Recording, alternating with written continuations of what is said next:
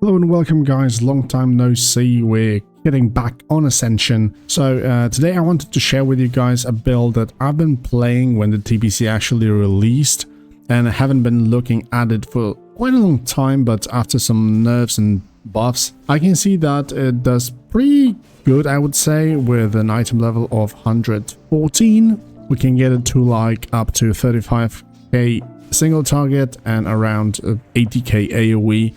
So with such a low item level, it's not really that bad. I think its scaling should be fine because most of our powerful attacks actually benefit from both attack power and spell power. So the gear should actually bring it up by quite a lot, but haven't really tested that much. I just wanted to make this freaking spell shredder thing work, and with the spare talents and the scrolls I already had, let's say that I did make it somewhat usable. It's nothing really that fancy, but if you enjoy what you can see, you can have it as your own and just, you know, bend it to your own liking and needs. As most of the builds usually just need two macros. One is for single target, second is for AoE, which are also very similar but are using a little bit different spells in certain situations, so good to have them both on the bars of scores. If you're interested in it, you can go into the Hero Architect, go into the PvE builds, type in Spell Shredder, and you can then check it, the Venari build, 94 days ago, Spell Shredder. This is the one. I haven't even made like any description or anything because I was testing things out back then. Down, Bloody Maelstrom is king, as you can see. Other than that, elemental shredders with each attack dealing pretty much half the amount of damage. Frostbrand attacks leading the charts as well. Primordial Fury, a very nice addition. Other than that, as you can see, Fire Blast, Fireballs, all the stuff that we're using. Elemental Rends, not so powerful anymore, but still doing a hefty chunk of the whole damage. Mortal Strike alone is not really that powerful, but if we count, when you actually click Mortal Strike, you get Bloody Maelstrom. You've got 3 elemental shredders off of it. So alone, this is like, elemental shredders are 30k, Blood Maelstrom is 50k, so 80k already. Both Mortal Strikes 15k, so yeah, with single one you deal like around 100k damage.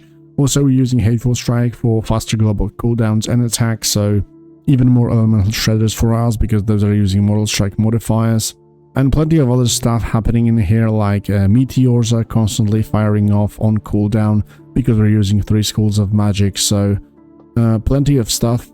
For AoE we've got second macro. I usually just use Odin's Fury and Ravager manually. Also have the Warbreakers and Colossus Smash just to apply even more rends in AoE situations. Haven't tested it thoroughly, but it seems that Ravager is actually a DPS gain, so I just try to use it as much as possible. Also using Battle Charge is great for rend as well because it procs the rends on all the targets. As you can see, 86,000, so it's pretty damn good, to be honest. We're spreading all those rends as much as possible, using some big AoE attacks. Yeah, Bloody Maelstrom is still majority of the hits actually. Frostbrand attack pretty damn well because it hits literally everybody around. Ravager, as you can see, still a DPS gain. Other than that, elemental rends are doing pretty damn well, whirlwinds as well. But yeah, Bloody Maelstrom is king, as you can see. If you want to take a look at the ability breakdown, so most important thing, of course, is Mortal Strike, Hateful Strike, and 3 of our spells that we will be using constantly. So Water Bolt or Frost Bolt, Fireball, of course, and the Lightning Bolt or Energy Bolt. We're using Single-Minded Fury because it just... all those attacks with both weapons generate more stacks of Maelstrom faster, and usually I think that Mortal Strike deals more damage with Single-Minded Fury.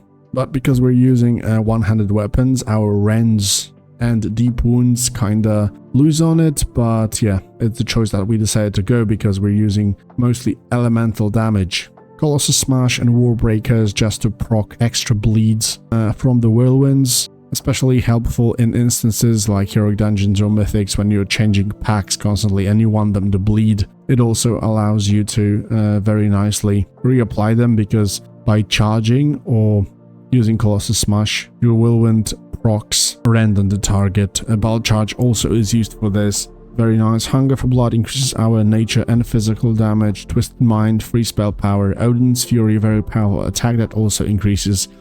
Next, Mortal Strikes or Whirlwinds, and by 50%, so very nice to have as well. Aspect of the Beast, free attack power. Summon Felguard, mostly 45% damage increase. Many Rends, as you can see. So we've got Rend, we've got Hydra's Venom. We also got Hellscream, just to put as much damage as possible from those whirlwinds, applying Rends. Shamanic Rage to proc the Primordial Fury, of course. And Fire Blast needed because we're using the Battle Mage, so our every warrior attack procs Fire Blast every 4 seconds.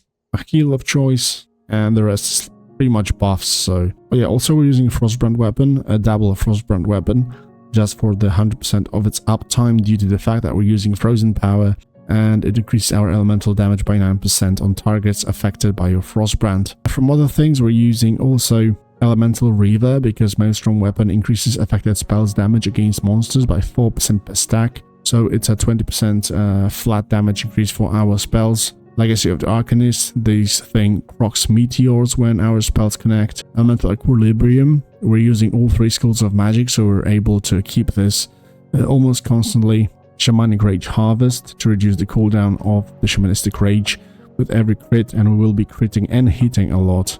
All Elemental Rends, of course. Demolisher for more physical damage. Not really mandatory, but yeah, it's extra damage nonetheless.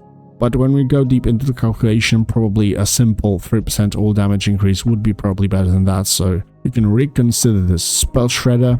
For each Elemental Rend applied, we deal extra damage from Mortal Strikes, so very nice. Will of Rage, because this allows us to keep our Enrage buff constantly up.